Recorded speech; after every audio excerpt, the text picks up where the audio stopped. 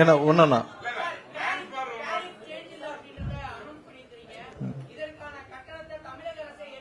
Tariff, அதாவது tariff கடந்த வருஷத்துல டேரிஃப் இன்க்ரீஸ் ஆனனால இப்ப கஸ்டமர்ஸ்க்கு, அதாவது கமர்ஷியல், அது ஹவுஸ் ஹோல்ட் டொமஸ்டிக் கஸ்டமர்ஸ்க்கு இன்க்ரீஸ் இல்லாம அந்த சுமையை அரசு ஏற்கும்னு சொல்லிட்டு இண்டஸ்ட்ரியல் கமர்ஷியலுக்கு அதை அப்படியே விட்டுட்டாங்க. சோ அது நம்ம தான் இப்ப ரைஸே பண்ண போறது இல்லையா, நம்ம தான் இன்க்ரீஸே பண்ண போறது இல்லையா, அப்புறம் எதுக்கு அது கடன் சுமையாக ஏறும்? அது சுமையெல்லாம் ஏறாது. நம்ம இன்க்ரீஸ் பண்ணல. போன மாசம் என்ன டேரிஃப் இருந்துச்சோ அதே டேரிஃப் கண்டினியூ ஆகும்.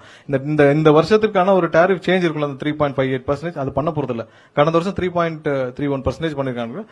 அது பண்ணிருக்காங்க. நம்ம அந்த மாதிரி எதுவும் பண்ண போறது இல்லையா, அதை ஸ்டாப் பண்ணிருக்கோம்.